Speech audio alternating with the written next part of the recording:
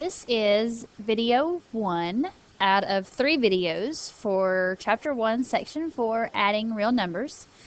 Starting with this section, you will need index cards. We're going to start doing some properties. And today's index cards will be two index cards you'll need. The first property is the identity property of addition. For every real number n plus 0 equals n. So any number that you add 0 to, the number will stay the same. So 0 plus 5 equals 5.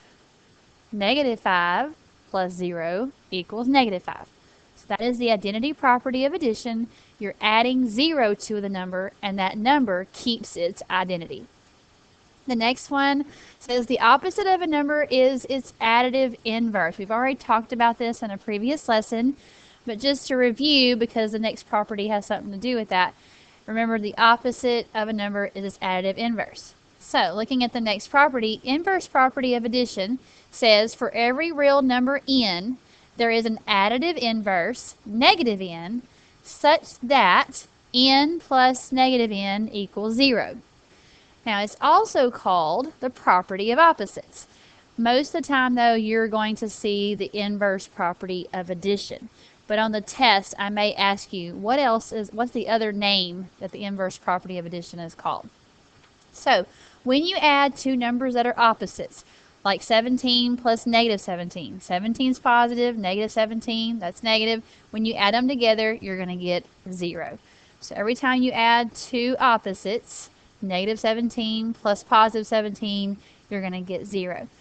When you're doing your index cards, make sure that you put the name of the property on the one side, preferably the blank side, and then you can either put an example of the property, but the definition of the property, I'm sorry, or you can put an example of the property.